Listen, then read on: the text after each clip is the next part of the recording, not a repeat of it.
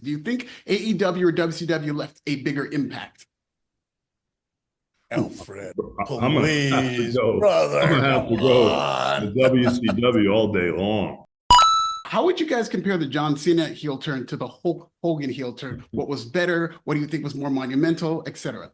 I'm gonna let Eric comment on that because if I talk first, I could say something that's not appropriate.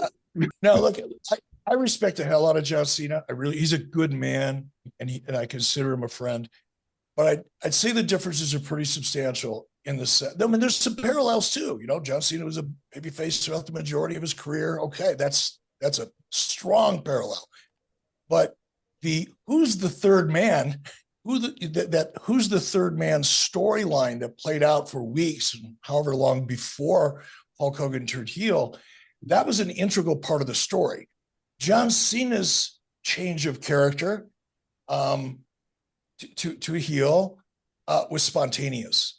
You know, there was rumors of it and people speculated about it, but it wasn't part of a storyline that was being built and creating anticipation and then delivering at that moment and surprising people along the way.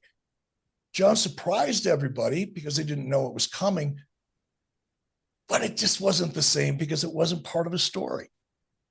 Do you agree, Hulk? Do you have anything inappropriate to add? Oh, you're killing me. You're killing me. Well, first off, John Cena was my favorite wrestler. Let me start there because I grinded for years, brother, and there was no Rock, no Stone Cold. There was only me for 20 plus years. I saw all the Make-A-Wish kids. I've met with all the station producers, you know, everybody. So John stepped up and really ran with the ball, and he did a really great job. I think he saw more Make-A-Wish kids than anybody's ever seen. And at the end of the day, when he turned heel, like the storyline, like Eric said, we set it up, we set it up, we set it up. Then we delivered. And then not only did we deliver, we rolled out with me, Hall, and Nash, and that story kept snowballing and snowballing, and we kept getting more evil and evil. And so for me, watching that storyline with John Cena, when The Rock did the throat thing, cut his throat, and John Cena turned heel, I expected more of the same. And then John Cena came out, and there was no Rock, and I just got disconnected at that point, you know, because I was expecting the characters to keep rolling out like we did. So I know everybody's got movies and obligations and stuff, but it didn't feel like that big tidal wave coming at you. Like when the NWO took over, man, I even hate to say the word, we just cleaned house and beat everybody's ass. And we just killed it. All the baby faces were crying and complaining, and it got really ugly. We were so powerful with that trio. And now, present day, we're in 2025. And of course, as you guys know, AEW has surpassed Nitro as the longest primetime show or whatever. And even though it did surpass Nitro in longevity, how do you compare the two legacies? Do you think AEW or WCW left a bigger impact? Alfred, please, brother. I'm gonna have to go to WCW all day long. All day long. Look, I'm happy for Tony Khan and the people that work at AEW. Legitimately, it's hard. Tony's putting up his own money. He's earned his way to be able to say that he outlasted Nitro. And if that makes him happy, if that's an achievement for him, then God bless. Good for him. Well, I don't know Tony Khan. I got nothing but respect for what he's done, you know, and how he's pushed and created opportunities for these guys.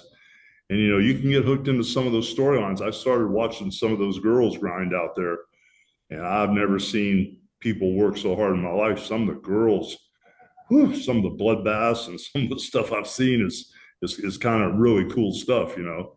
But I like the grit and the real aggressive stuff. But yeah, nothing but respect for Tony Khan. Do you have a favorite women's wrestler, girls wrestler that you've seen? Bro, I kind of was all over the place until I watched that Toni Storm. The one that acts like the 1920s roaring 20. Bro, when I saw her start grinding in there and digging, you know, and I saw her gaff all the way through her hairline, she pulled that blade through her hairline and she needed about 10 staples. I went, holy crap, this girl ain't playing. And the girl she was wrestling, I can't remember her name. Was it like a protege or a really hot? Right. Yeah, bro, she was grinding too, man. And I'm telling you, those girls did. I would not want to be in that match with them. They were playing hardball. AEW is very uncool right now. I think it was cool in its first year, but then WWE heated up. It's uncool. What do you think AEW needs to be cool again? I mean, I don't have the answer. If I did, I'd put it in a little box and I'd send it to Tony along with an invoice. They need a young Hulk Hogan with a full head of hair. And Alfred, you've heard me say this a million times. Tony's vision, I think, never talked to him about this, is the spectacle.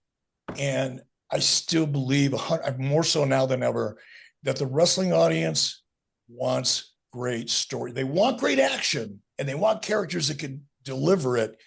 But man, without a story, without really good stories, it's just an exhibition and it doesn't seem to be connecting.